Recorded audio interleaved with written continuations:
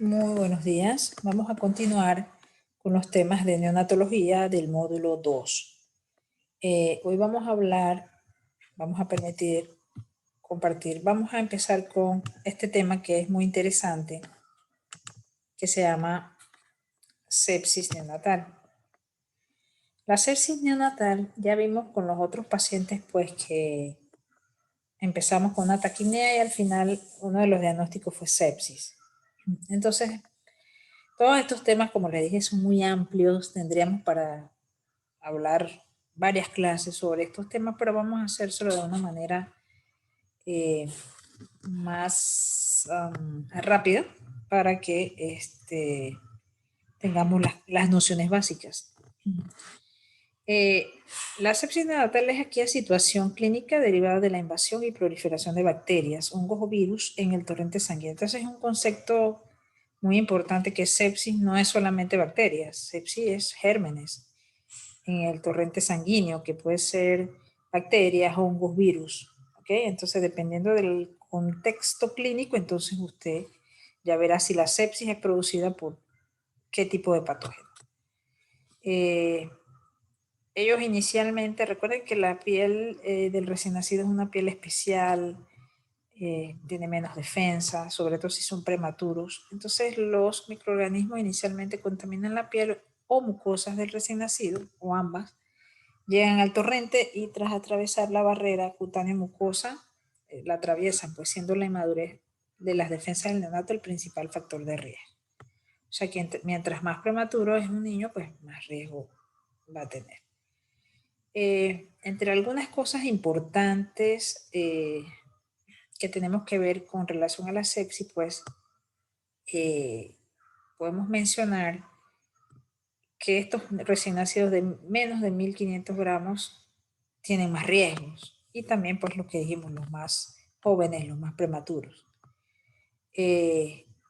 Y los factores de riesgo, las tasas más altas las vemos en recién nacidos con bajo peso al nacer, lactantes con depresión de la función al nacer, que se manifiesta con una puntuación de Apgar bajo. Entonces, esos pacientes pueden tener sepsis también. Y los lactantes con factores de riesgo perinatales, nivel socioeconómico bajo, la ruptura prematura. Y se dice también que los varones tienen un poquito más de incidencia. Entonces, sí es importante saber que estos pacientes que tienen estos problemas, asfixia, recién nacidos con bajo peso al nacer, ruptura de membrana, son factores que van a condicionar la posibilidad de más sepsis. Aquí están los factores que favorecen el desarrollo de la sepsis. Como dijimos, inmadurez del sistema inmune. En los pretérminos hay un paso transplacentario reducido de IgG materna. Hay una inmadurez relativa de todos los mecanismos inmunes, la fagocitosis. O sea, toda esa inmadurez pues predispone o favorece el desarrollo de sepsis. Incremento de la exposición postnatal, presencia de otros neonatos colonizados. Ya esto sería pacientes que están hospitalizados. Cuando ahí se prolonga, eso es en pediatría, en neo, en todo, ¿no? Cuando hay hospitalizaciones prolongadas, que los hospitales estén llenos. Por ejemplo, ahorita si los hospitales están llenos, pues hay más riesgo de sepsis. Escasez de personal, que eso siempre nosotros tenemos, por sobrecarga de trabajo también hay, o sea, al haber escasez, pues los pocos que quedan se sobrecargan, como los internos, como ustedes se darán cuenta cuando sean internos. Las pobres defensas de la misma piel del niño, sobre todo los pretérminos, la piel es muy delicada. También que se usa mucho antibiótico indiscriminadamente. Pueden aparecer entonces, debido a ese uso indiscriminado de antibióticos, microorganismos resistentes y también enfermedades fúngicas o infecciones fúngicas, como en estos pacientes pues que se usan muchos antibióticos o por mucho tiempo. También si el neonato tiene alguna derivación ventriculoperitoneal, drenajes pleurales, catéteres intravenosos, también aumenta el riesgo de sepsis. Entonces la sepsis pues, puede ser nosocomial o de transmisión vertical. La más sencilla, pues la nosocomiales ya son microorganismos que ya están en los servicios de neo, en los hospitales, y van a colonizar la piel a través del personal sanitario o por el material de diagnóstico o de tratamiento. O sea, es la que prácticamente nosotros mismos como sistema de salud le contagiamos al paciente eh, este tipo de infecciones. Y generalmente ya no es una sepsis temprana, es una sepsis de inicio tardío, después pasada la primera semana de vida. En la sepsis temprana, que son las sepsis de inicio precoz, ya sería pues que serían gérmenes localizados en el canal genital materno, es la que llamamos la transmisión vertical, y van a contaminar al feto por vía ascendente, o sea, del canal vaginal hacia el área de las membranas, ¿verdad? O cuando el feto pasa por el canal del parto en el nacimiento, también, pues, si la mamá tiene una infección, llámese viral, un herpes o algo, puede contaminarse el niño y adquirir esa infección allí. Si tiene un germen la mamá en el canal vaginal que se llama Streptococcus agalactiae o Streptococcus beta-hemolítico del grupo A, el Streptococcus agalactiae puede en realidad contaminarse ahí y hacer sepsis, ¿no? Entonces, esa sería la transmisión vertical. Entonces, eso es un concepto que tienen que tener claro, que es una transmisión vertical. Entonces, cuando yo les pregunto, ¿por qué yo digo que esta sepsis de transmisión vertical? Ah, bueno, porque ese germen es de los que está en la canal vaginal y la mamá se lo pudo haber contagiado de esa manera al paciente. Entonces, la vertical o temprana, como dijimos, la colonización del feto antes o durante el parto por gérmenes procedentes del tracto genital materno, siendo por tanto la presencia de gérmenes patógenos en el canal de la gestante el principal factor de riesgo relacionado. Está relacionada con la aparición de rotura prematura de membranas amnióticas, por eso es que en el caso anterior decíamos tantas veces el tema de la ruptura, o sea, siempre cuando hay una ruptura prematura o prolongada de membranas, nosotros tenemos que saber que ese niño tiene riesgo de que cuando nazca sea colonizado por esos gérmenes y después desarrolle sepsis. Como dijimos, a membranas amnióticas, rupturas prematuras, coriamnionitis y parto prematuro. La mejor manera de predecir el estado de colonización vaginal en el momento del parto es el análisis del exudado vagino-rectal en las 5 semanas previas al mismo, entre las 35 y 37 semanas de gestación. Entonces, esa es la edad ideal para ver si la mamá está colonizada, si el canal ese donde va a salir el bebé está colonizado. Entonces, eso debe hacerse durante los controles prenatales.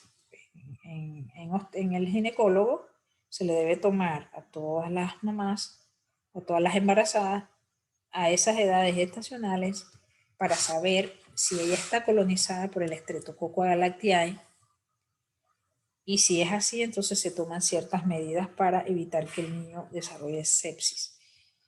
Igual, como siempre les digo, no es que todos los pacientes en donde su mamá está colonizada por Streptococcus agalactiae en el tracto genital significa que todos van a desarrollar sepsis, pero sí hay una correlación o un porcentaje importante. Entonces, en medicina no hay siempre ni nunca, pero sí es un factor de riesgo. Entonces, la etiología generalmente son bacterianas, dado que los hongos y virus en realidad es muy poco, pero para que tengan ese concepto claro que sepsis no es bacteria solamente, pues son hongos y virus.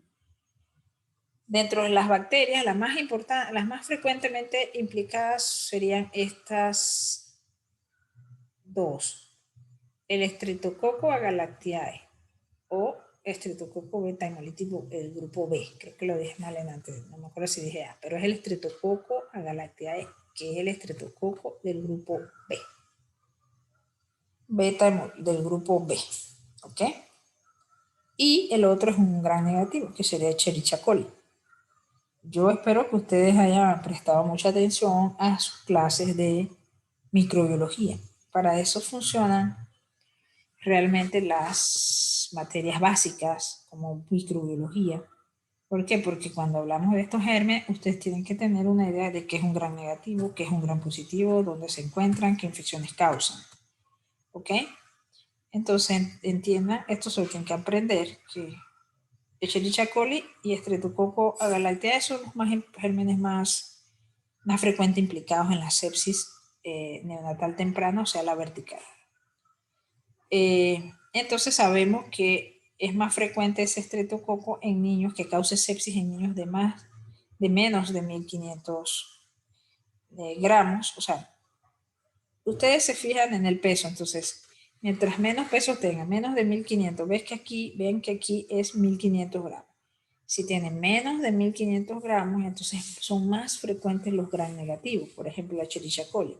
Ya si es un niño de más de 1500 gramos, entonces ya sería un estreptococo del grupo B más frecuente. O sea, no quiere decir que siempre es así, pero sí es más frecuente entonces en los mayores de 1500. Parece que un niño mayor de 1500 gramos ya sería un bajo peso. Si tiene menos de 2500, pero más de 1500 es bajo peso al nacer. Pero en los menores de 1500 se llaman muy bajo peso al nacer. Entonces, los muy bajo peso y los extremadamente bajo peso al nacer, son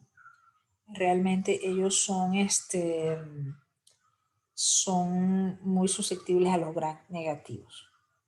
También hay otros gérmenes bacterianos, Enterococcus faecalis, Streptococcus, Listeria monocitógena, dentro de los gram positivos. Y dentro de los gram negativos tenemos Klebsiella, Haemophilus influenza y Enterobacter, dentro de los gram negativos.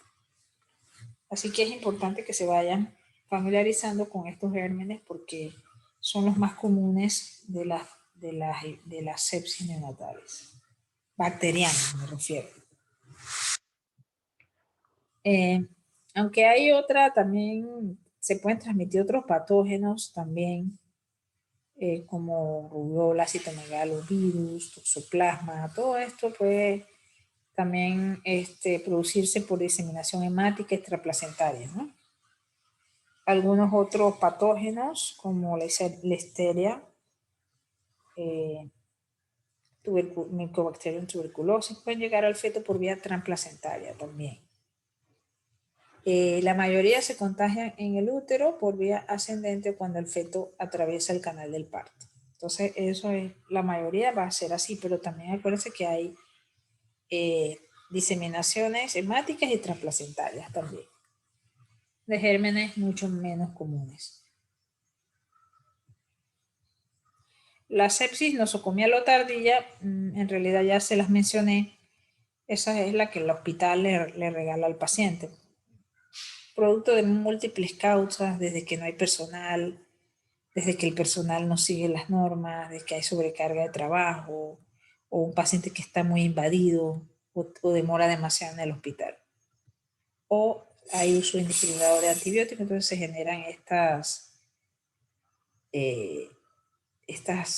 sepsis y son del ambiente, o sea, del ambiente hospitalario.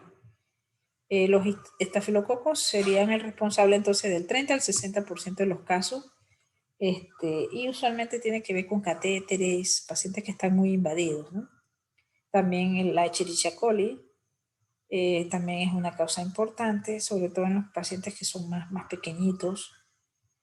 Puede haber brotes de neumonía o sepsis hospitalarias por Pseudomonas aeruginosa.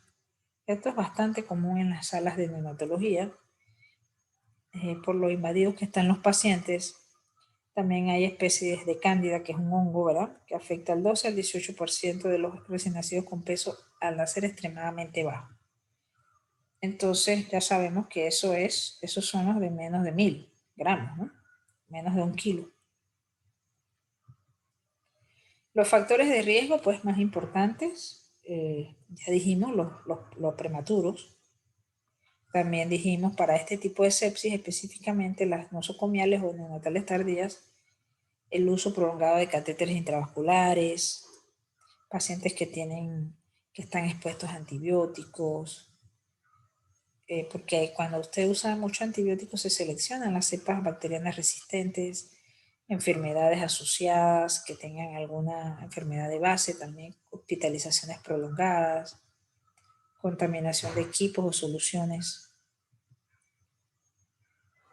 Hay una fisiopatología, que eso deben ustedes revisarlo, que es el fenómeno de cascada séptica, ¿verdad? Que lleva a la falla orgánica múltiple. Se debe a una inadecuada respuesta autoinmunitaria que al daño subtisular directo de la bacteria, ¿no? Entonces no tiene mucha diferencia con la fisiopatología, o sí tiene algunas diferencias con la fisiopatología de la sepsis en general. La evidencia indica que la fisiopatología de la reacción inflamatoria es medida por citoquinas que aparecen en la circulación sistémica. Si ven, esto es lo mismo que estamos viendo con el tema del COVID, o sea, porque son bastante comunes a las infecciones. Si ven, es el propio organismo, la propia respuesta de nosotros como seres humanos a las injurias, ya sea COVID, ya sea estos gérmenes. Nuestra propia respuesta autoinmunitaria es la que realmente produce el daño, más que el daño del mismo germen sobre el tejido, ¿no? Entonces es un concepto que ahora tenemos más claro por el tema del COVID.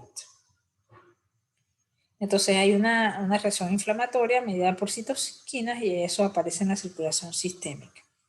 Las 4 citoquinas que tienen más importancia en estos tipos de sepsis neonatales: el factor de necrosis tumoral alfa, la interleuquina 1, beta, la interleucina 6 e interleucina 8.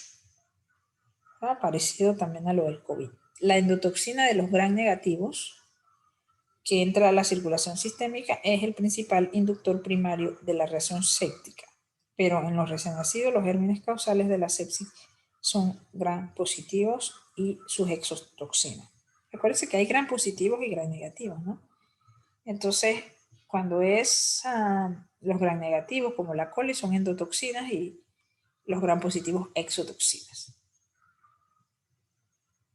Entonces, esta cascada inflamatoria produce disminución del gasto cardíaco, mala perfusión, vasos contraídos e hipotensos, aumento de la resistencia vascular pulmonar, que puede llevar a una hipertensión pulmonar.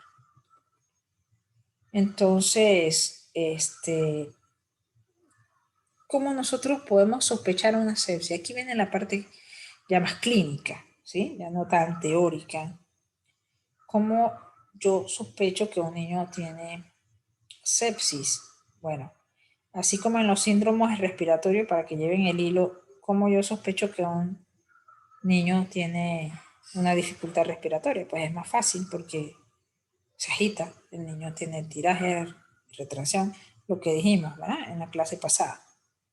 Acá, en la fase inicial, son síntomas a veces muy light, muy leves, que a veces pasan desapercibidos. Entonces ahí es donde vienen las complicaciones. ¿Qué signos o síntomas? Bueno, pueden ser múltiples. Del tracto digestivo, por ejemplo, la parte digestiva, hay rechazo de las tomas, hay vómitos, diarrea, distensión, hepatomegalia, ictericia. Hay apatía en la parte neurológica, irritabilidad, hipotonía, hipertonía, temblores, convulsiones, fontanela tensa. También pudiese tener algún síntoma respiratorio, quejido, aleteo, para que vean que el quejido y el aleteo no es exclusivo de los síndromes respiratorios propiamente pulmonares, sino que acá también puede haber una sepsis y después una neumonía. Entonces la vemos con taquinea, cianosis, apnea, periodo de apnea que se quedan sin respiración.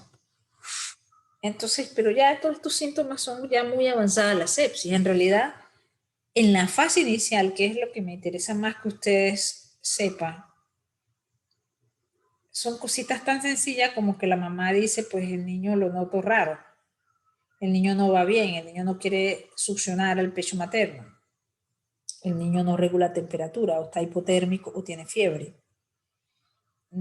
como que come y vomita, no quiere mucho la teta, el pecho, o tiene una taquicardia inexplicable.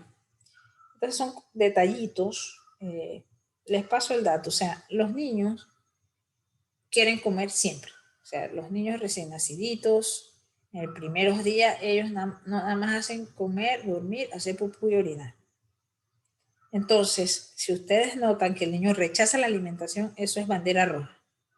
Bandera roja es alarma, es un signo de alarma. El rechazo en la alimentación de un neonato, ese neonato está enfermo y tienen que ustedes ver qué van a hacer con ese neonato.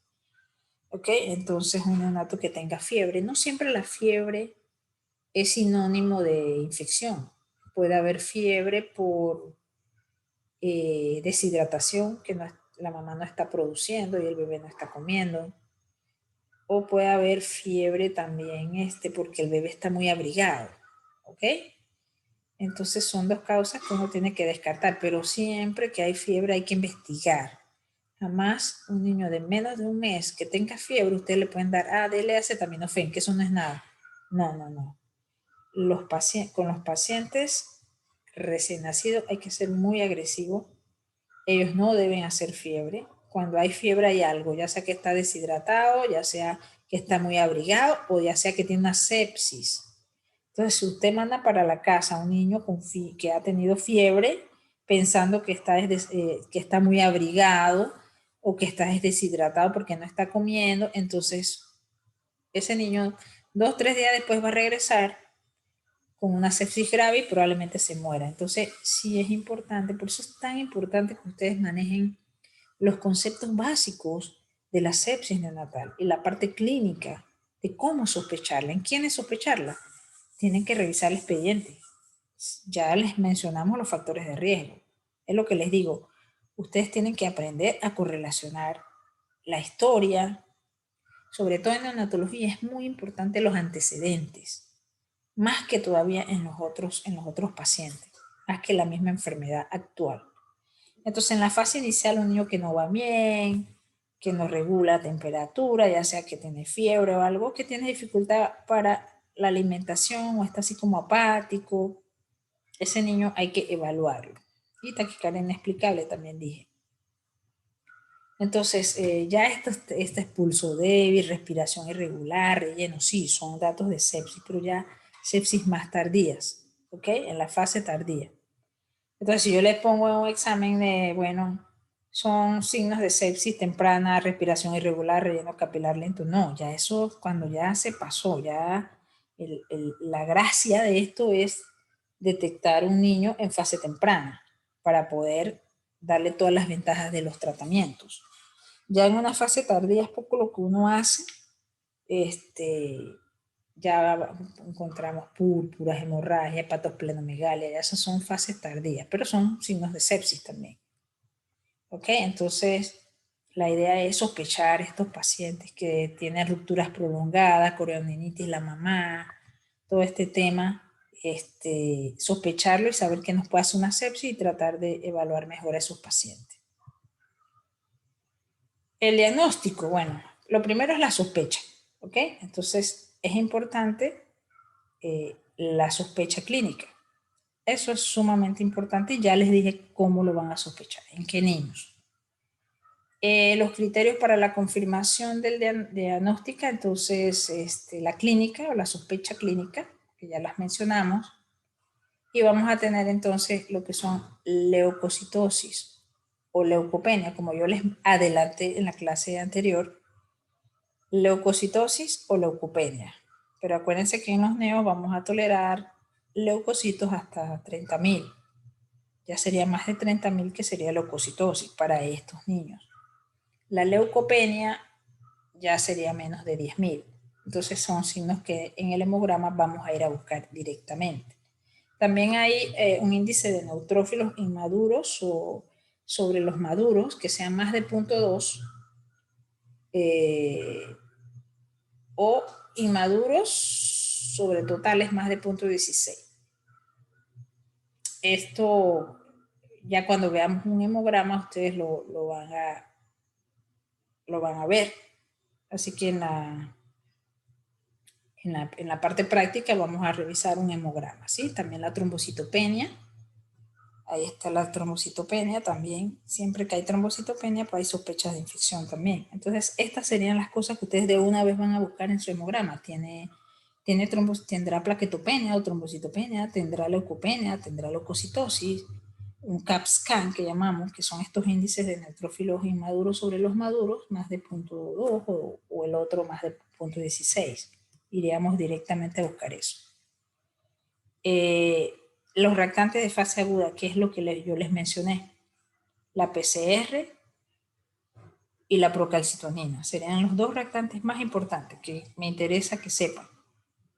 Entonces, con estos reactantes de fase aguda, pues sospechamos sepsis realmente cuando está la PCR alta o la procalcitonina alta. Realmente ahí dice 10 a 15 y la proca más de 3, pero eso depende de cada laboratorio. ¿Okay? El laboratorio, ustedes piden su PCR, ellos le dan un rango y si está fuera de ese rango, pues ustedes dicen que está elevado. Por ejemplo, hoy se acuerdan, en el otro caso había una PCR, la primera, que era menor de 0.5, o sea que estaba negativa, y la otra ya estaba en 1.9. 1.9 para el rango de ese hospital está positiva, porque el rango es de 0 hasta 1 en ese hospital, ¿ok? En las del Chicho, por ejemplo. Pero siempre es bueno que ustedes busquen los parámetros de su hospital, donde ustedes están rotando. ¿Cuál es la PCR? Hay unos, por ejemplo, algunos laboratorios privados aquí en Santiago, el rango es de 0 a 10 para normal. Entonces, más de 10 es que ya uno la pone positiva. Entonces aquí en esta, por ejemplo, ellos pusieron, el rango de ellos probablemente es de 0 a 10. Por eso que más de 10 a 15 la consideran positiva y alterada. La procalcitonina, por ejemplo, en el Chicho, nosotros más de 0.5 la consideramos positiva. Pero también hay un rango. Hay unos rangos en donde el mismo laboratorio de la procalcitonina nos dice cuándo hay riesgo de sepsis. Pero obviamente procalcitoninas de más de 1 ya el riesgo es alto y más de 3 es más riesgo de sepsis todavía. ¿Ok? Entonces, probablemente en el caso que revisemos, yo les voy a mostrar resultados ya para que ustedes interpreten eso. Pero ya tenemos el hemograma, la PCR, la procalcitonina. Hay también el hemocultivo positivo a germen patógeno. El hemocultivo es muy importante en los neonatos porque muchas veces no hacen fiebre, no hacen nada y sí tienen una sepsis. Entonces, recordemos que no siempre el hemocultivo es positivo. Muchas veces un paciente puede tener una sepsis y el hemocultivo sale negativo. ¿Ok? Entonces, sí es importante que tengan ese concepto claro. Me salió un hemocultivo negativo, quiere decir que no tiene sepsis. No. Discúlpenme, pero no es así. El que sale positivo del cultivo, perfecto. Ya lo encontramos un germen. Tenemos lo que se llama el concepto de una sepsis documentada. ¿Por qué? Porque pude identificar mi germen. Pero hay sepsis en donde sale negativo. No quiere decir que no tienes. O sea, si el niño está con fiebre o sin fiebre, pero no come, está hipoactivo, los leucocitos están alterados, yo pienso, venía con una ruptura y el hemocultivo sale negativo. No, eso es una sepsis, pero se llama sepsis clínica porque no logré aislar el germen en el hemocultivo. Si lo logra aislar, bingo, una sepsis documentada por Streptococo, por Escherichia coli, ¿verdad? Por alguno de los gérmenes que ya ustedes saben. Seguimos entonces, realmente siempre nos basamos en los factores de riesgo para el diagnóstico, la clínica, la sospecha. En los neonatos hacemos lo que se llama el protocolo de sepsis. Cuando usted tiene una clínica de sepsis o una sospecha, como ellos nos dan otros síntomas y a veces son muy leves, en el neonato nos basamos mucho en el protocolo de sepsis que incluye los laboratorios, hemocultivos y todos que son necesarios para descartar las infecciones más graves. Por ejemplo, aquí en este protocolo dice hemocultivo, urocultivo, punción lumbar. Este es un protocolo completo. El frotis vaginal materno, el examen de periféricos. El periférico es lo que llamamos el hemograma, pues. Los leucocitos, todo ese, la plaquetopenia, todo eso. los cultivos de catéteres o el aspirado traqueal si ya el paciente está intubado, si tiene catéteres. Pero entonces es un protocolo completo. Básicamente, si el niño no está intubado ni nada y es una sospecha clínica, uno hace el protocolo con hemocultivo, urocultivo, hemograma y una punción lumbar para descartar meningitis. Porque en un recién nacido no va a haber, clínicamente las meningitis no se pueden diferenciar de la sepsis, porque muchas veces él tiene sepsis con meningitis, a veces sepsis sola, pero es raro que va a tener una meningitis directamente sin haber hecho una sepsis. Usualmente de sepsis, que es los gérmenes en la sangre, pasan a la parte cerebral y dan la meningitis. Entonces, por eso, cuando sospechamos, tenemos clínica de sepsis, tratamos siempre de hacer un protocolo completo que incluya la punción lumbar para ver si tiene una meningitis. Entonces, los hemogramas, y recuerden que los neonatos, igual que los lactantes pequeños, no es como un adulto que va a tener rigidez nucal, ¿verdad? Que sino de Brusinski, Kern, eso ni lo busquen, porque eso no va a tener, estos pacientes no tienen eso. Por eso es que hay que hacer muchas punciones lumbares. El hemograma, aquí vimos el hemograma, como dijimos, puede haber neutropenia, leucopenia también. Acuérdense, bueno, en el hemograma ya ustedes dieron hematología, si no me equivoco, o deben estar dándola, de que en el hemograma usted ve la hemoglobina, pero ve entonces la serie blanca, que están los neutrófilos, los linfocitos, ¿verdad? Y siempre hay una cantidad, una relación que usualmente los niños tienen más linfocitos que neutrófilos, ¿ok? Entonces, cuando hay neutropenia, acuérdese que cuando usted eh, ve un hemograma, eso se los voy a traer en el caso que vamos a ver. Usted va a ver los leucocitos totales y el porcentaje. Por ejemplo, hay 10.000 leucocitos y hay un 20% de neutrófilos. Bueno, ahí yo voy a ver, bueno, quiere decir que el 20% serían 2.000. Ahí todavía yo no tengo una neutropenia grave, ¿verdad? Pero si en el informe viene, hay 10.000 leucocitos y viene 10% de neutrófilos solamente, entonces habría 1.000, de los 10.000 solamente el 10%, o sea, 1.000 son neutrófilos, ahí ya tendríamos una neutropenia de menos de 1.750, o sea, es un factor, también como dijimos, los inmaduros entre los maduros, o los inmaduros entre los totales.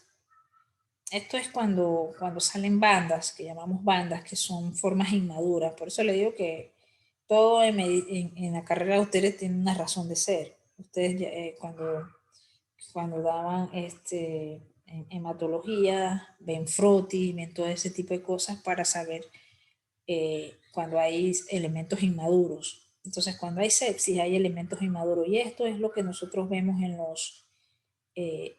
estas relaciones es las que vamos a ver en esos hemogramas. Pero el hemograma lo dice, nada más que uno tiene que poner el numerador y el denominador y tener estos valores aquí.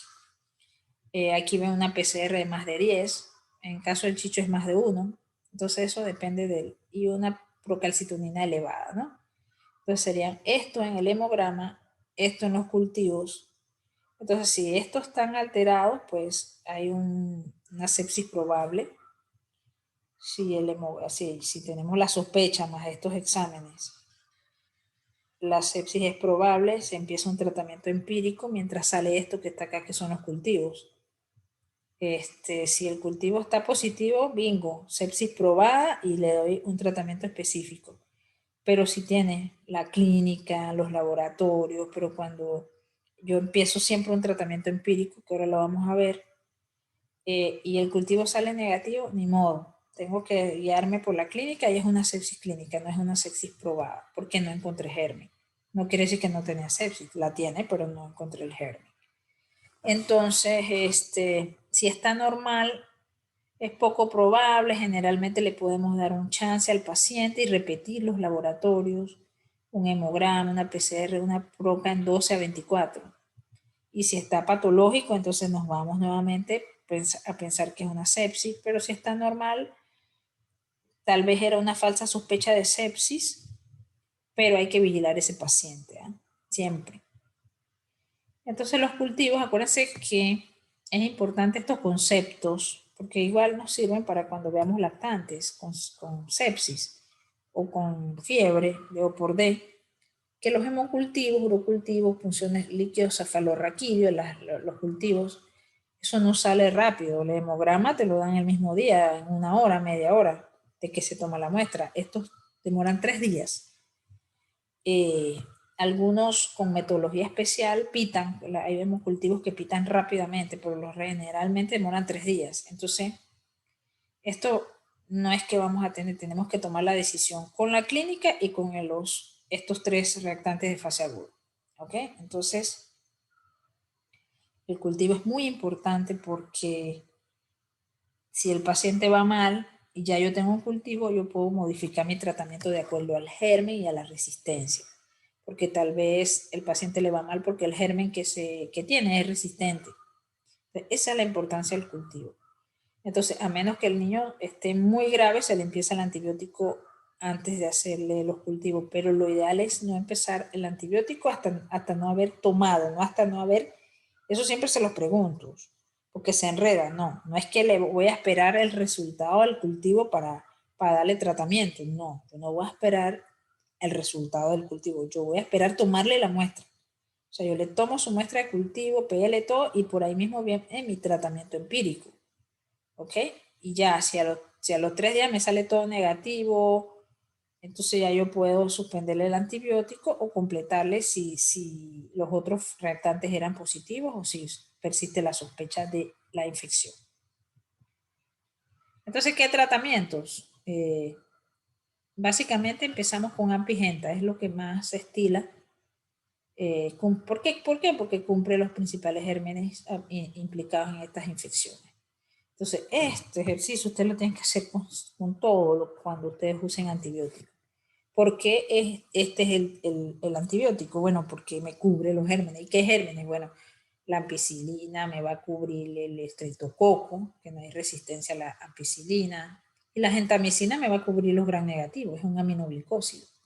Estos tienen que haberlos dado ya ustedes en farmacología o en microbiología, ¿ok?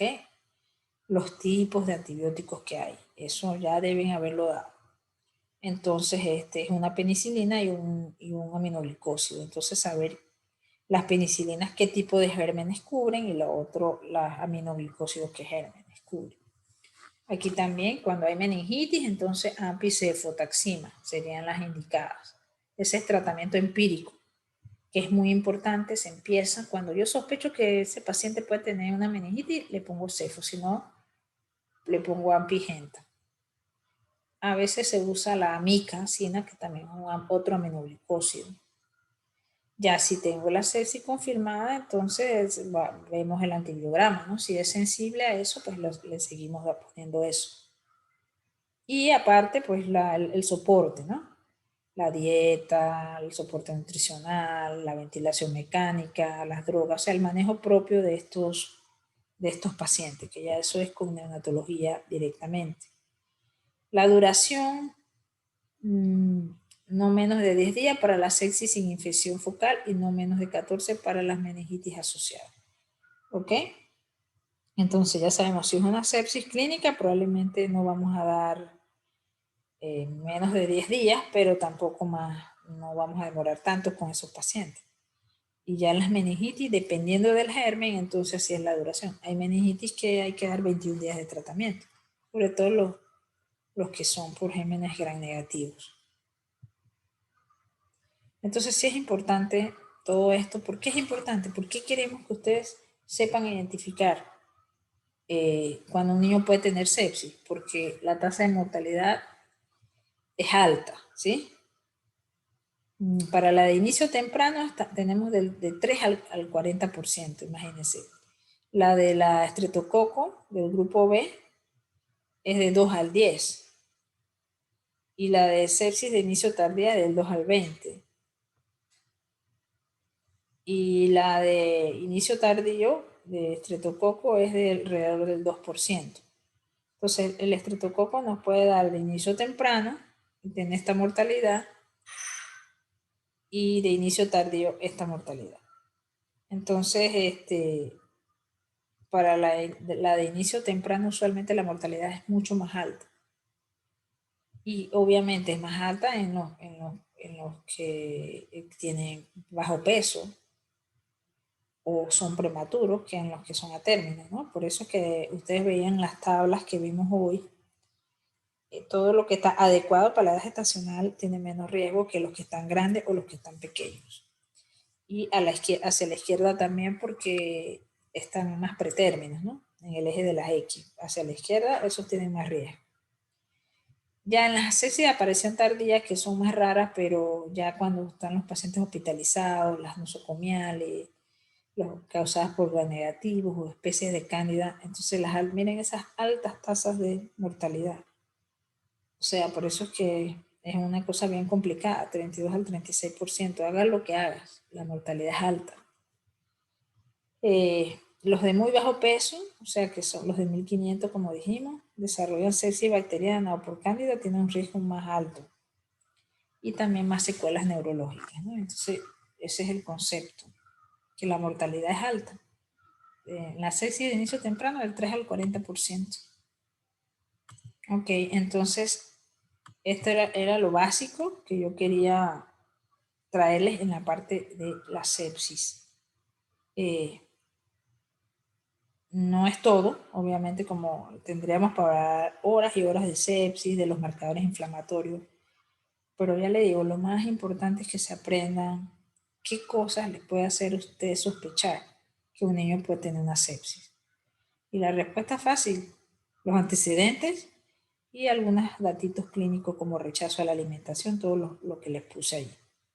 Entonces sí es importante que ustedes tengan eso claro, ese concepto, porque acuérdense que estos son pacientes que ustedes no, o sea, si no, por ejemplo, si la enfermera los llama y les dice, no, que este niño, como el niño del caso clínico de hoy, este niño lo que estaba agitado, pero cuando ustedes le preguntaron a ella, sí, ¿cuántas horas de ruptura? Y la enfermera les dice, bueno, es que ella vino con 24 horas, ya eso es bandera roja, signo de alarma. Así que, bueno, tiene 24, entonces entre mi diagnóstico voy a poner observación por sepsis porque tiene un gran factor de riesgo y encima tiene taquimia y todo eso. Puede ser que es una sepsis súper temprana. Acuérdense que están las de inicio temprano en los primeros días y las tardías.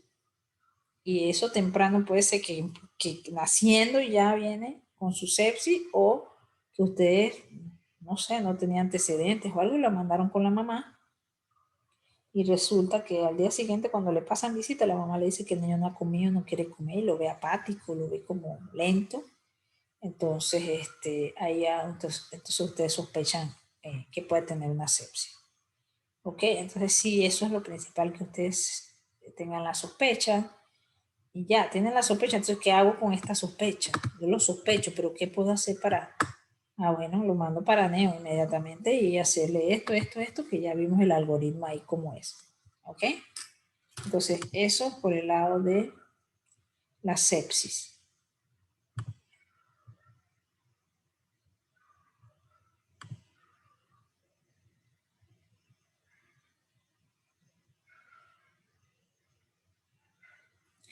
Vamos nuevamente vamos a ver, cerramos aquí.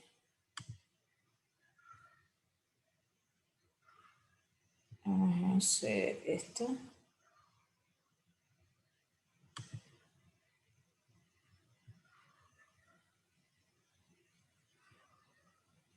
Vamos a cerrar esto. Ok, vamos nuevamente. Entonces aquí vamos a hablar entonces de otro tema que es sumamente importante, ¿Y por qué es sumamente importante? Bueno, ¿por qué es sumamente importante? Bueno, porque probablemente es la principal causa de hospitalización de los pacientes cuando ya usted le ha dado salida, a los 2 días regresan amarillo. Entonces, este tema de la ictericia neonatal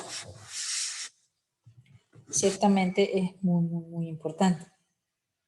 Probablemente la mayoría de los pacientes que están en neo están allí porque tienen ictericia neonatal. Entonces, dado esa gran importancia, entonces tenemos que tratar este tema. Entonces vamos a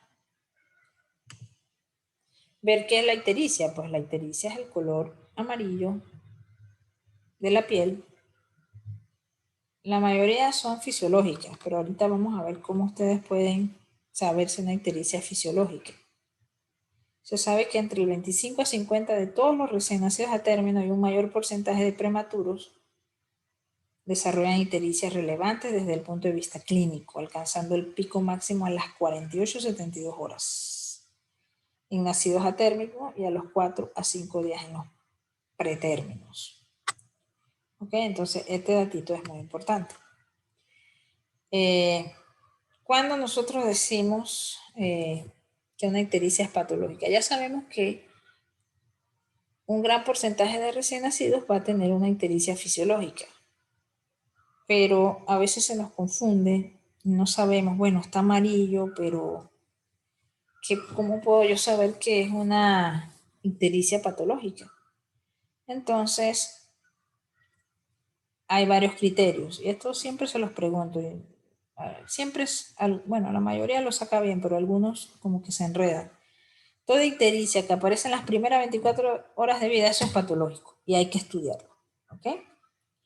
Cuando las cifras de bilirrubina aumentan más de 0.5 miligramos por decilitro por hora, póngase que usted tomó la bilirrubina y tenía 10, pero usted a las 4 horas, el niño tenía 20, ya quiere usted divide los 10 miligramos que subió por decilitro por hora entre las 10 horas.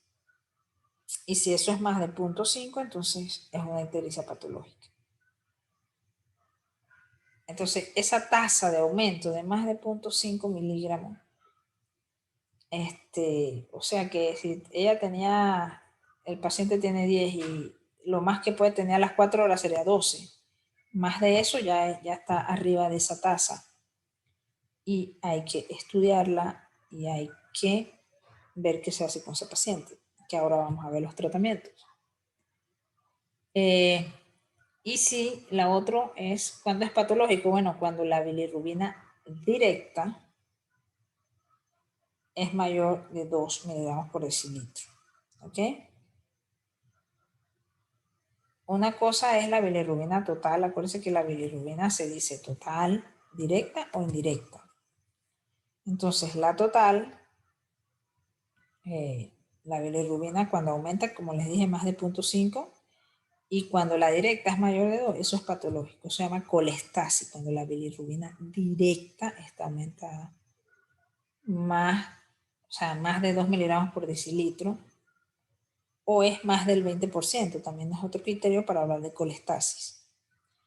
Entonces, también cuando la bilirrubina se eleva arriba de 12 en el recién nacido a término y de 15 en el pretérmino, también eso es patológico, ¿verdad? Entonces hay que ver qué está pasando. Hay tablas y todo que vamos a ver ahorita para que los ayude, ¿no? Pero conceptos básicos. Ictericia que aparece en las primeras 24 no es fisiológica. Ictericia que aumenta más de 0.5 por miligramo por decilitro, eso no es fisiológico. Bilirrubina directa elevada, más de 2, eso no es fisiológico. ¿Ok? No vamos a ahondar tanto en la fisiopatología, pero sí es importante. Acuérdense que hablamos que los niños nacían con unas hemoglobinas altas de 20, 22. Entonces, eso es una de las causas por las que ellos se le elevan la bilirrubina. En el ciclo del metabolismo de la bilirrubina juega un papel importante el grupo hemo, procedente de la degradación de los glóbulos rojos, y el hepático y el papel hepático en la conjugación y excreción de las bilirrubinas, ¿no? Entonces, si tenemos más grupos hemo porque tenemos más glóbulos rojos, porque tenemos una hemoglobina de 20 cuando nacemos, esos eritrocitos usualmente tienen, no son, su vida no es tan larga como los adultos, que son 120 días, es mucho menos. Entonces se van destruyendo, obviamente, y se produce entonces más bilirrubina. Entonces la bilirrubina circula en la sangre como fracción indirecta, que es la no conjugada, la insoluble, libre o unida a albúmina. ¿Okay? Entonces, cuando llega al hígado, entonces sufre un proceso de conjugación a bilirrubina directa conjugada, que ya es soluble. Entonces, por eso que realmente la insoluble, la que no está conjugada, ella es la que es tóxica. Cuando ya la de bilirrubina directa ya se conjuga, ya no es tóxica. Entonces, o sea, porque al final ustedes se preguntarán, pero ¿por qué es importante ver o estudiar a un niño que está amarillo? Bueno, es porque esa bilirrubina indirecta es tóxica. En la piel no produce ninguna toxicidad. Eso nada más nos alerta. Cuando esas bilirrubinas indirectas tiñen los ganglios basales, entonces hay un problema neurológico que puede dejar a un paciente con secuelas graves. Y esa es la importancia. Y siempre, de verdad, siempre pregúntense por qué hacemos las cosas. O sea, ¿por qué yo tengo que saber algo de bilirrubina? Bueno, es que si usted no sabe que la bilirrubina indirecta es tóxica y va al cerebro del bebé y le causa secuelas neurológicas, pues, o sea, eso es lo básico, tienen que saber eso. Entonces, por eso es que tienen que llamarle siempre la atención a un paciente que está amarillo, sobre todo en las primeras 24 horas, 48, 72, que es más sensible ese cerebro.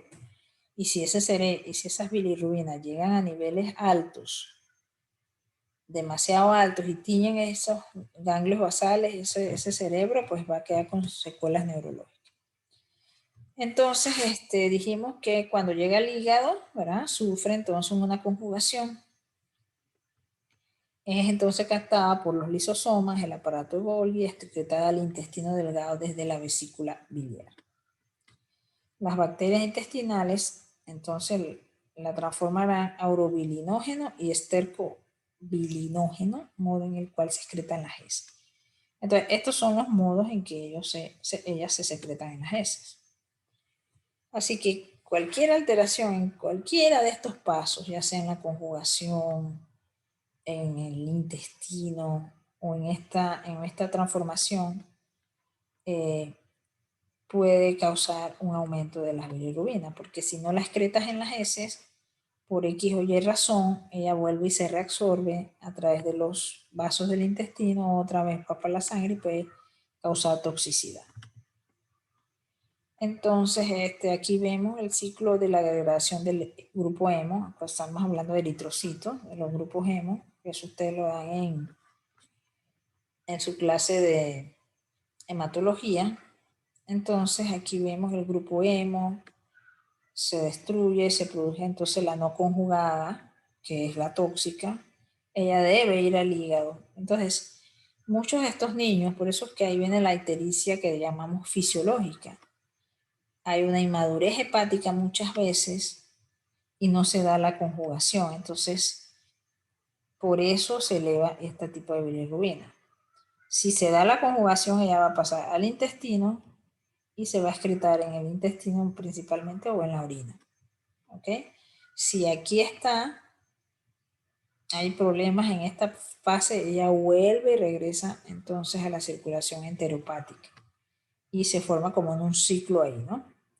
Entonces sí es importante saber ese tema de las bilirrubinas directa o la indirecta, ¿no? Y saber que la indirecta es la tóxica y que ella debe pasar al hígado a un proceso de conjugación y que si hay una inmadurez del hígado, como en los recién nacidos, a veces entonces no se va a conjugar y queda por ahí y es la que puede causar daño.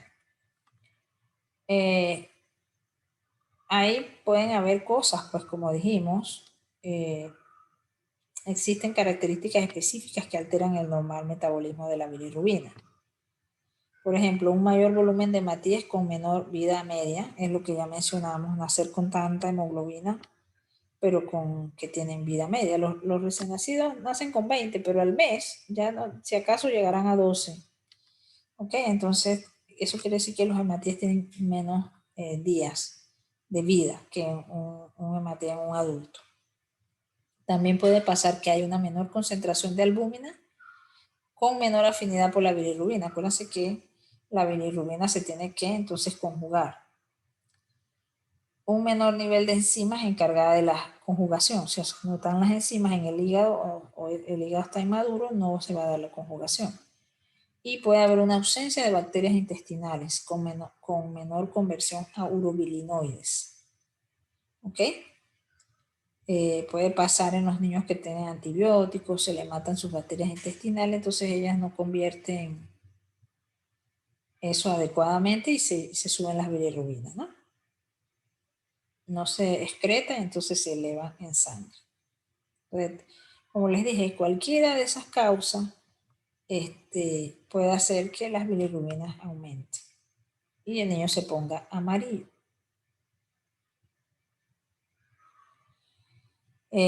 Aquí, bueno, siguiendo con la clasificación, vamos a ver la que es la fisiológica. Aquí se va a explicar son los mecanismos. Aumento de la bilirrubina indirecta. Puede haber aumento de la indirecta o de la directa. Ya lo habíamos mencionado. Cuando es la directa, eso se llama colestasis. Cuando es, bueno, cuando es más de 2 o cuando es más del 20% de la bilirrubina totales. Como ya les dije, hay bilirrubina totales y fraccionadas. Las fraccionadas es la directa o la indirecta, así se fracciona. Entonces, si es la indirecta, pues es una ictericia a expensas de bilirrubina indirecta. Y si es la que está elevada, es la directa, es una hiperbilirrubinemia directa o a expensas de la bilirrubina directa, que eso es colestasis, eso es patológico. Entonces, también tenemos ictericias por aumento de la producción de bilirrubina por causas hemolíticas o hematomas. Por ejemplo, todos estos pacientes que tienen estos trastornos que ven en hematología, esferocitosis, electrocitosis, talasemia, ellos tienen test de CUM directo negativo, pero hay algunos que tienen un test de CUM directo, eso es para ver si hay anticuerpos, los test de CUMS. Si está positivo el test de CUM, hay anticuerpos maternos sobre células del niño. Eso quiere decir que se va a producir una isoinmunización, que puede ser RH, ABO, anti-Kelly, anti-Duffy y otros antígenos. ¿Ok? Entonces, saber este tema, qué es un test de CUM directo y por qué se manda. Hay que ver si hay una isoinmunización, si hay una ictericia por incompatibilidad de los tipajes de sangre. Entonces sale positivo. El test de CUM quiere decir que hay anticuerpos maternos sobre las células del bebé. Nos referimos a los eritrocitos, ¿no? Obviamente. Entonces eso va a producir destrucción del eritrocito. Esos anticuerpos ahí van a producir que ese eritrocito se destruya más rápido, por ende se va a producir más bilirrubina.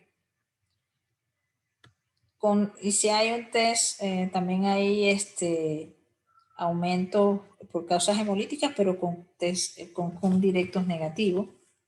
Ahí pueden haber déficit de enzimas eritrocitarias, déficit de glucosa 6-fosfato deshidrogenasa, alteraciones morfológicas de los hematíes, esferocitosis, electrocitosis, lo que ya mencionamos, o hemoglobinopatías. Entonces, estas son hemolíticas, pero unas con positiva, con directo negativa. También puede haber otro mecanismo, que es la reabsorción de sangre extravascular. Vieron en el tema de los cefalomatomas, ¿verdad? Ahí hay acúmulos de sangre, ¿verdad? Y esa sangre se va a destruir, reabsorber y puede dar origen a ictericia o a aumento de la bilirrubina indirecta. También aquí lo que hablamos, la policitemia por clampaje tardío del cordón. Acuérdense, como yo les dije, hay un tiempecito que se le da como de 1 minuto, 2 minutos, dicen uno, pues generalmente 1 minuto, pero a veces si uno se pasa mucho tiempo, hay una transfusión materno-fetal y entonces obviamente esos eritrocitos se van a destruir y también también vamos a tener ictericia. También la transfusión feto-fetal, porque a veces si son gemelares, de uno se transfunde al otro y el que queda con más hemoglobina va a tener una policitemia, los eritrocitos se van a destruir y se va a producir más bilirrubinas también. Eso por ese lado. También es por alteración en la conjugación hepática, como ya dijimos, si hay un problema en el mismo hígado con estos trastornos hereditarios como el síndrome de Crigler-Najjar 1 y 2, hiperbilirubinemia neonatal familiar transitoria, un Lucey-Driscoll, un síndrome de Guibert, que también aparte de la conjugación hay una alteración de la captación hepática, si hay estenosis pilórica o un hipotiroidismo y prematuridad también, ellos alteran la conjugación hepática. ¿Okay? Entonces, este es el mecanismo por el cual el hipotiroidismo y la prematuridad nos dan elevaciones de la bilirrubina, alterando la misma conjugación hepática. Ya le digo, síndromes graves como Guibert o estos que están acá, que hay problemas en la conjugación. También por el otro mecanismo, alteración en la circulación enterohepática. Ahí ya nosotros vimos pues cuáles eran los pasos, de dónde se producía, dónde se conjugaba y cómo pasaba a la parte intestinal para ser excretados en las heces. Entonces, la circulación enterohepática se puede dar por ictericia por lactancia materna en un recién nacido bien hidratado. Ahí se produce una hiperbilirrubinemia de predominio indirecto y benigna, que se inicia en el 3º o 5º día de vida y puede ser prolongada hasta 12 semanas, imagínense. 12 semanas estamos hablando de 3 meses, 3 por 4, 12, son hasta 3 meses pueden durar las ictericias por lactancia en recién nacidos bien hidratados. Está la ictericia de inicio precoz por problemas con la lactancia materna. Inicio en la primera semana de vida a causa de hipogalactia o mala técnica de lactancia. Entonces son diferentes, ¿no? Esta es, es más precoz, las dos son asociadas a la lactancia, pero es básicamente cuando la mamá tiene mala técnica, no produce mucha leche, entonces se da en la primera semana y es de inicio precoz. Y la más común en realidad es de predominio es la que se inicia entre el 3º o 5º día de vida. Y ahí lo que hay es un problema de la circulación enterohepática. La bilirrubina directa, como ya dijimos, cuando hay directa se llama colestasis. Eso es algo bien importante porque una de las cosas que es más importante cuando hablamos de ictericia es determinar la colestasis, es detectar una colestasis. ¿Por qué? Porque es un trastorno que puede ser grave y que generalmente no da mucho tiempo para hacer los tratamientos. Uno tiene que diagnosticar la colestasis antes de los 2 meses. Si usted lo detecta después y el niño tiene una atresia de vías biliares, no se puede hacer nada ahí. Ni trasplante ya prácticamente ayuda. En cambio, si se hace temprano, pues se da unos tratamientos de sostén hasta que se pueda llegar a un trasplante hepático. Pero eso es en lo que tienen atresia de vías biliares. La colestasis, ya la dijimos, más de 2 miligramos por decilitro o mayor del 20% de las bilirrubinas totales. Por eso es que siempre ustedes tienen que pedir bilirrubinas totales y fraccionadas. No pueden trabajar solo con la bilirrubina total. Las infecciones víricas lo pueden producir las TORCH que llamamos, las perinatales, sífilis, VIH, toda esa citomegalovirus, todo eso pueden producir ictericia colestasis, pues, que es aumento de la bilirrubina directa. La enfermedad biliar extrahepática, atresia biliar extrahepática, quiste de colédoco, estas son las cosas que más nos preocuparían, porque son cosas que hay que ser quirúrgicos o darle respuesta quirúrgica al paciente temprano. Hay enfermedad biliar intrahepática, como que no haya conductos biliares intrahepáticos, como un síndrome de Alagil y formas no sindrómicas y bilis espesa. ¿Ok? Ya estos son trastornos más graves, pero ven que casi todos son bien delicados. Por eso es que si hay una hiperbilirrubinemia a expensas de la directa, o sea, una colestasis, hay que correr. Todas estas cosas pueden dar esto: nutrición parenteral, también una hepatitis neonatal, enfermedades de hepatocelular, metabólicas, genéticas. A veces no llegamos a un diagnóstico. Yo he tenido pacientes con colestasis que se le ha hecho hasta biopsia y no hemos podido llegar al diagnóstico de qué es la colestasis. Pero lo importante es que descartamos rápidamente que no era una atresia de vías biliares. Entonces, métanse en la cabeza: colestasis, atresia de vías biliares, colestasis, atresia de vías biliares. No es que todos lo van a tener, pero es lo que tenemos que descartar porque es lo más grave.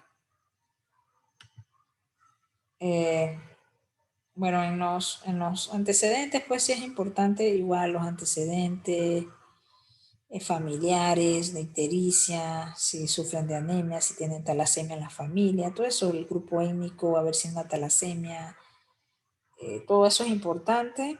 Si ha tenido algún hermano que ha tenido problemas, hay que saber el tipaje de la mamá, el tipaje del bebé, ver el tema de si no hay datos de infección, porque la ictericia también es un signo de infección, ver en si recibió oxitocina, porque se ha visto que la oxitocina también da un poquito de ictericia. A veces que se usa la oxitocina para la conducción de la labor de parto.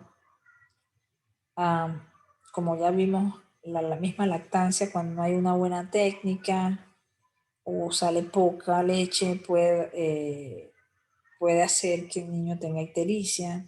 Hay que ver si tiene una buena técnica, si ha perdido peso, si está evacuando. Hay que evaluar bien a estos pacientes. No se puede hacer alogímetro. Eso hay que tomar exámenes de sangre o con un aparato que se llama bilirrubinómetro, medir. Hay que ver si el niño tiene signos de deshidratación por mala técnica de la lactancia, que nos puede ayudar a ver esa causa. Hay que ver el aspecto de que no sea un síndrome, ¿verdad? Si el niño está sindrómico, es más probable que se ponga amarillo, porque están alterados todos estos mecanismos. Ver si hay hepato, esplenomegalia. Hay que ver el tema de las heces, muy, muy importante. Acuérdense, pacientes con colestasis, siempre hay que ver si tienen heces blancas o acólicas, acolia que se llama. Es uno de los signos más importantes, la acolia. Por eso que los bebés evacúan amarillo. Al comienzo es el meconio, ya sabemos, pero ya después, el segundo o tercer día, ya se van haciendo entre verdosas y amarillas. Unas heces blancas significa que la bilirrubina, que es amarilla, no está tiñendo las heces, no está allí. Entonces siempre pregúntenle a la mamá si ya evacuó y si sus evacuaciones son amarillas. El primer día obviamente es negra porque es el alquitrán del meconio, pero ya después, y ya los tercer, cuarto días, tienen que tener heces bien amarillas. Y si son acólicas o blancas, ya eso no es un buen signo, eso puede ser una atresia vías biliares. Entonces, hay que buscar las causas de la ictericia, ¿no? De la hiperbilirrubinemia, si es un cefalohematoma, un caput. Bueno, caput es más que todo un edema, pero si es un cefalohematoma puede dar altos niveles que necesiten hasta tratamiento con, a veces necesitan hasta tratamiento con lámpara. Entonces, ya saben más o menos cómo se produce, por qué se produce, entonces vamos a hablar de los niveles, ¿no? ¿Cuándo necesitamos tratamiento? La bilirrubina es visible con niveles séricos superiores a 4 a 5. La ictericia neonatal progresa en sentido cefalocaudal, o sea, siempre la ictericia va a empezar por la cara, por los ojos. Hay una escala que se llama Kramer, que a veces, si no tenemos realmente un laboratorio, uno se da cuenta por la coloración y sabiendo que empieza en la cabeza y va bajando a medida que va aumentando los niveles. No siempre sirve, pero a veces yo la uso mucho para saber si tengo que urgentemente mandar las bilirrubinas. Y ves, o sea, cuando un paciente ya tiene la ictericia por acá en el área 5, en las plantitas de los pies, ya yo sé que está por arriba de los 15. Pero si nada más lo tiene hasta por aquí, hasta por la 3, ya yo sé que no está tan alta. ¿Ok? Eso se llama escala de Kramer, se puede usar, a veces se usa, pero ya tenemos incluso en los hospitales los bilirrubinómetros, que es un equipo que rápidamente uno se lo pone en la frente, así como una luz infrarroja, y te da un valor de bilirrubina aproximado, y ya nos sirve para ver si el paciente tiene por arriba los niveles de bilis. Entonces también, ya yo les expliqué por qué es importante la bilirrubina en directa, porque puede causarnos entonces una cosa que se llama encefalopatía bilirrubínica o kernicterus, ¿ok? Tiene una fase precoz con hipotonía, letargia, mala succión. Hay una fase intermedia con irritabilidad, hipertonía, hipertótono, y tiene una fase avanzada ya daños irreversibles. Un niño que nace bien, que nace sano, pero por algún problema y tuvo la mala suerte que el médico no sabía que estas cosas podían pasar, deja pasar la ictericia y entonces el niño queda con un daño permanente, cosa que se pudo haber evitado. Los kernípteros o forma crónica, entonces ya hay parálisis cerebral, ¿verdad? Entonces ya estas ya fases mucho más avanzadas. Y todo es porque se tiñen estos ganglios de la base, el núcleo de los pares craneales, núcleo cerebeloso, hipocampo, todo esto, ¿no? Una tragedia para una familia, ¿sí? Que su niño esperado con tantas ansias se pone amarillo y después le pasa todo esto. Pero no tiene por qué pasar, o sea, si hacemos las cosas bien, eso no debería pasar. Por eso es que cuando se le da salida a un paciente, usted le dan salida a un paciente, tiene que decirle a la mamá que si el niño se pone amarillo, tiene que ir a una instalación para que se le hagan unas bilirrubinas.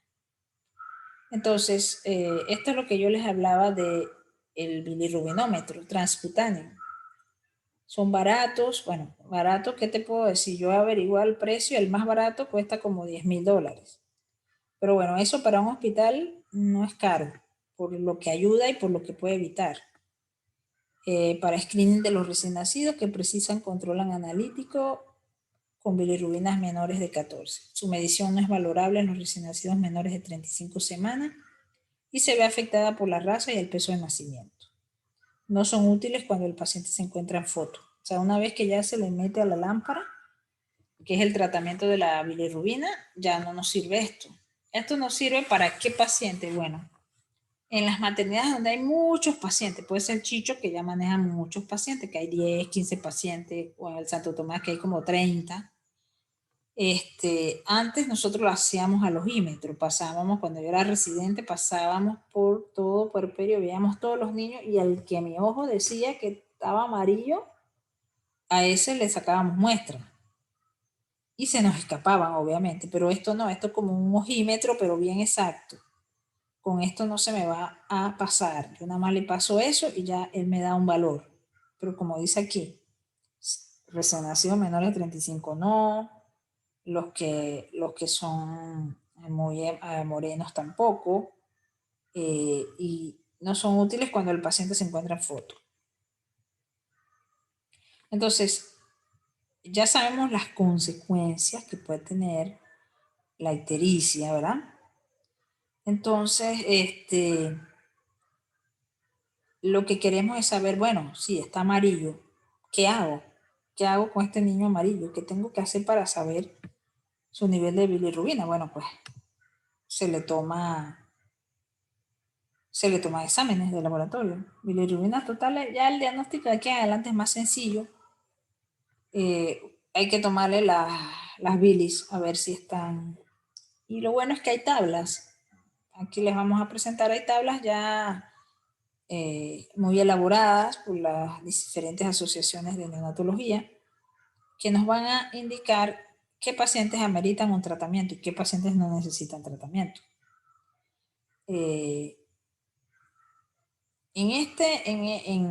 Cuando nosotros evaluamos a estos pacientes, si la bilirrubina está alta para la edad o para el peso, porque eso es así igualito como las otras, hay tablas que ahora vamos a ver.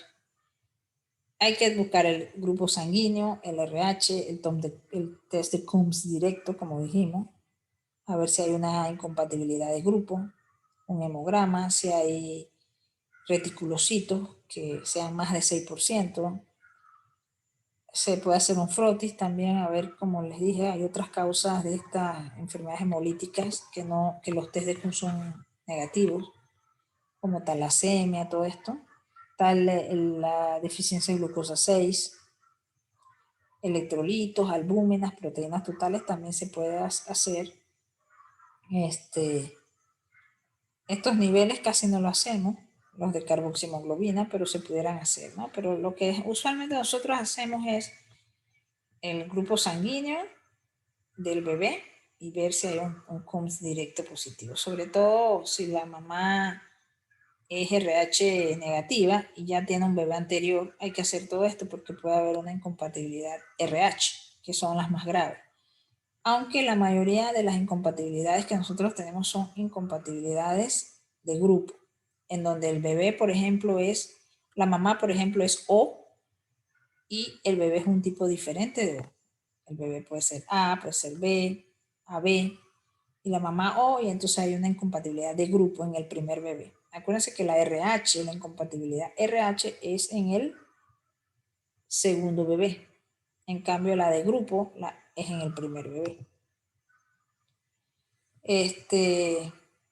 Se pueden hacer otros estudios cuando, por ejemplo, hay la colestasis, ¿verdad?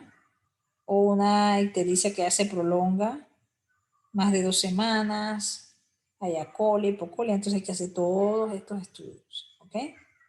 Coagulación, deficiencia de una antitrixina, ver que no sea un hipotiroidismo, que no sea una galactosemia, aminoácidos en sangre, orina, el ácido pipecólico en orina, enfermedad de depósito perisosomal o síndrome de Zellweger. Entonces, todo esto pueden ser causas metabólicas de ictericias prolongadas también, causas infecciosas, se busca todo esto, sobre todo cuando hay ictericia conjugada o directa, colestasis. Aquí están estudios de imágenes, ya como le digo, siempre la colestasis, bingo cuando la agarramos, ¿sí? Porque si la agarramos en el hospital quiere decir que estamos haciendo las cosas bien y que le vamos a ofrecer a ese niño lo mejor. Porque a mí me ha tocado agarrar colestasis a los 3 meses. El niño ha dado vueltas por ahí con otros médicos y amarillo y tienes una colestasis. Y ya se pasó su tiempo para hacer el cuidado paliativo antes de la operación, tratamiento definitivo, ¿no? Esos pacientes usualmente quedan hasta en biopsia. Entonces, siempre tenemos que saber que hay que advertirle a la mamá que tiene que estar pendiente si el niño se pone uno amarillo, no estarlo asoleando. Cuando, son una cosa que las mamás, ay, lo puedo sacar al sol. El sol de nosotros tiene mucha radiación ultravioleta y además la bilirrubina no se descompone con esa radiación. Ella necesita una longitud de onda específica para descomponerse, la bilirrubina indirecta. Entonces, en sustancias no tóxicas. Eso no nos los va a dar el sol, jamás. El sol lo va a broncear y va a parecer que el niño está menos amarillo, pero no le baja la bilirrubina. Entonces, los papás creen que sí, porque eso ha sido transmitido de generación en generación, que hay que asolear a los niños para que no se pongan amarillos. No, eso no tiene nada que ver con si se asoleó o no. Ya saben ustedes los mecanismos por los cuales se produce. Entonces, sí hay que buscar estos antecedentes, si tiene un hermano que necesitó la fototerapia, que es el tratamiento, si es un prematuro, vas a poner más amarillo, si antes de irse estaba amarillo, puede ponerse más amarillo. Los pacientes que dan lactancia materna exclusiva, si la técnica no es buena, pueden ponerse amarillos y incluso requerir. Ok, aquí miren, ya vayan, en pediatría hay muchas tablas como esta. Es como yo le digo, jamás yo le voy a pedir a ustedes que se aprendan esas tablas, pero sí que las sepan usar. Entonces, esto que hablamos de bajo riesgo son normogramas que se llaman. Normogramas de estratificación de riesgo de desarrollar ictericia patológica y de indicación terapéutica. Es esencial en la elección y control de estos pacientes. Y se trata de eso. Acá vemos las horas de vida y acá los niveles de bilirrubina, ¿no? Entonces, si ven aquí, estos pacientes que quedan por aquí son de bajo riesgo. Estos de riesgo intermedio, de alto riesgo y de muy alto riesgo acá arriba. ¿Sí? Los intermedios, los altos y los bajos riesgos, ¿no? Entonces, por ejemplo, un niño de 3 días, que es aquí 72 horas en el eje de las X, y tiene 5 de bilis, obviamente ese niño puede verse amarillo, pero estaba de bajo riesgo, eso no necesita nada. Pero si ese mismo niño, ustedes ven aquí, tiene 20 a los 3 días, entonces ese niño es de alto riesgo y ese niño probablemente va a necesitar lámpara. ¿Ok? O hasta puede ser que necesite hasta exsanguino. Para ya para exsanguino son otras tablas, ¿no? La fototerapia, que es el tratamiento, es un tratamiento bien sencillo, es una lámpara. Ya ahorita se usan puras lámparas de luces azules, luces LED. Lo que hace esa lámpara, esa luz, es una isomerización. La bilirrubina absorbe esa luz y entonces esa luz transforma la bilirrubina indirecta en lumirrubina con su posterior excreción. O sea, es transformar esa bilirrubina a lumirrubina para que se pueda excretar. Ocurre en el espacio extravascular de la piel y se relaciona con las dosis de fototerapia. Las dosis esas están establecidas, ¿no? Esos principios están establecidos en todas las unidades de NEOAI para los pacientes que lo ameriten. Debe haber protección de los ojitos y de los genitales. Eso acuérdense, tienen que tener protección de los ojos y de los genitales.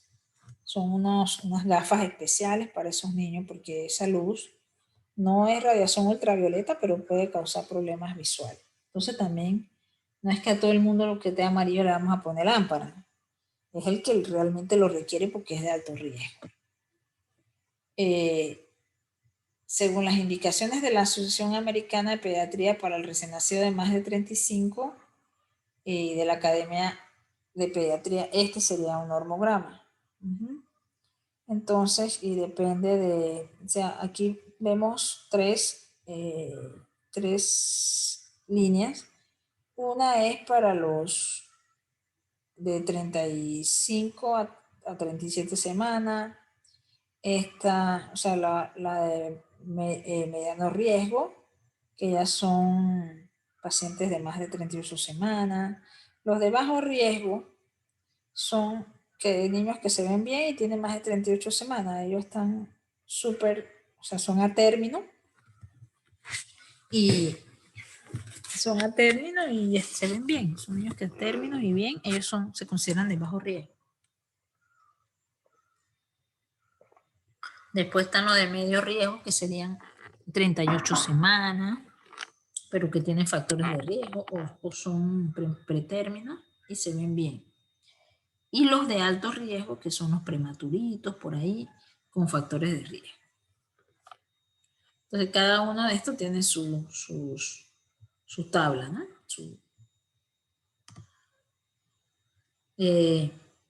Aquí está la fototerapia para menores de 35, ¿no? Entonces, los menores de 35 tienen tablas especiales. Van para lámpara, por ejemplo, aquí, ven que mientras menos edad, menos semanas tiene el niño, 34, 32, 30, 28, con menos cantidad de bilirrubina ya necesita lámpara. O sea que no, ustedes cuando van a evaluar, no evalúan un parámetro y que tiene 8, eso está bajito, no. Hay que ver de quién es esa bilirrubina. O sea, cuando vean, les entreguen los resultados, es que, mira, este tiene 8, este tiene 10, ninguno va para lámpara. No, espérate, tienes que ver de quién es esa bilirrubina. Porque si tiene 8, pero el niño tiene menos de 28 semanas, va para lámpara, corriendo, porque a menor edad, acuérdense, gestacional, más rápido se tiñen los ganglios basales, más sensible, pasa más rápido la bilirrubina y le causa un daño irreversible al niño. Si ven acá, un niño de 34 semanas, con 12 o 14, que está altita, eso no es tanto para ellos, pues. ¿Ok? Pero aquí está para los menores, más o menos los rangos. Un niño que es a término con 15, generalmente ni la lámpara lo ponemos. Pero vean que a medida que es más joven, los prematuros, pues con menos nivel. Incluso hasta 5, imagínense.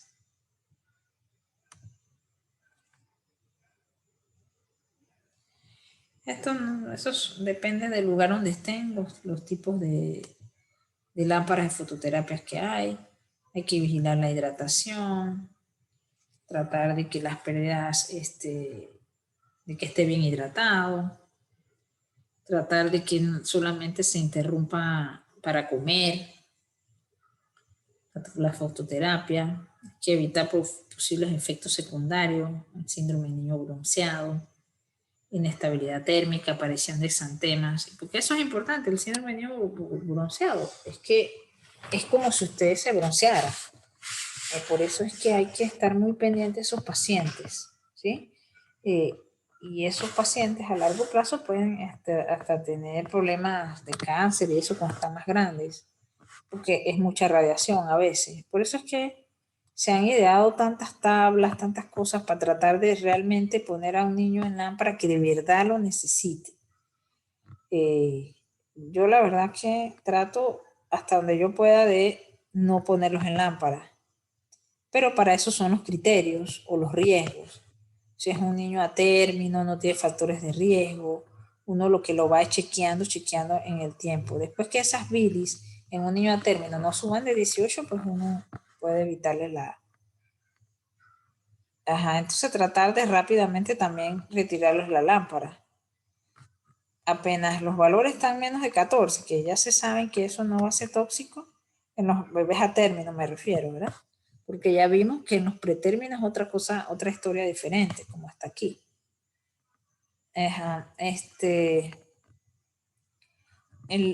Después de la lámpara, el tratamiento que sigue es la exsanguinotransfusión, que es lo que llamamos el intercambio de sangre.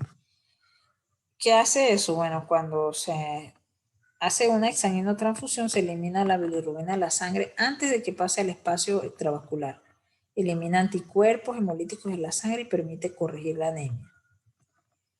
También existen tablas o normogramas para su indicación, al igual que en el caso de la fototerapia. Ok, aquí están las tablas también para la exsanguinotransfusión. También se puede usar inmunoglobulinas. Puede usarse a veces fenobarbital en algunos pacientes, pero eso no es lo común.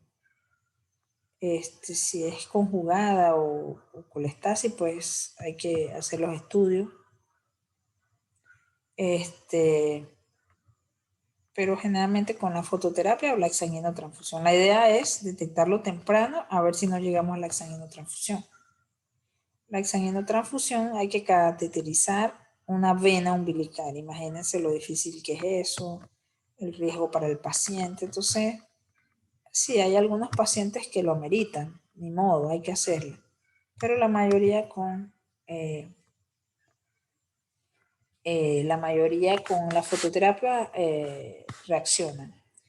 ¿En qué pacientes necesitaríamos exsanguino? Bueno, pacientes generalmente uno los admite, los pone 4 horas en lámpara. A las 4 horas le hacemos unas nuevas bilirrubinas y si vemos que tiene un ritmo de más de 0.5 miligramos, de más de 0.5 miligramos por hora de subida de las bilirrubinas, entonces realmente lo que hacemos es que nos preparamos para exsanguinar, o si tiene anemia o algún factor de riesgo como una incompatibilidad RH, o sea, donde la mamá es RH negativa, ya tuvo un bebé previo o un aborto previo o una transfusión y quedó sensibilizada y en el segundo embarazo entonces es que el bebé tiene problemas y hace una anemia hemolítica grave, entonces un niño usualmente se van a requerir sanguíneo. Y el otro tema es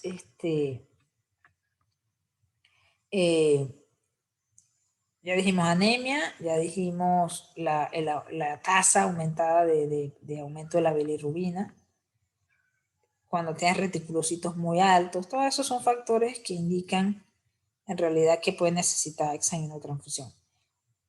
El tema de la exsanguinotransfusión es una cosa extra que les estoy dando, porque lo que a mí me interesa, lo que yo espero de ustedes es que ustedes sepan, ustedes digan, bueno, está amarillo el niño, bueno, yo le voy a mandar en un hemograma con reticulocitos, le voy a mandar el COMS directo, voy a ver el tipaje del niño, voy a ver el tipaje de la mamá, voy a ver cómo está el estado general del niño y voy a irme a una tabla a ver si cae para lámpara o no. ¿Ok? Entonces, eso es lo que yo quiero que ustedes dominen del tema de la ictericia. Entonces, ya esto lo practicaremos entonces con más detenimiento durante la misma clase. Así que vamos a terminar esta clase aquí. Y entonces, posteriormente discutiremos algún caso que involucre el tema de la ictericia. Entonces, son dos temas que son el pan nuestro de cada día en las salas de neo, que son, como les dije, ictericia neonatal, sepsis neonatal. Así que vamos a quedar aquí y posteriormente les presentaré otros temas.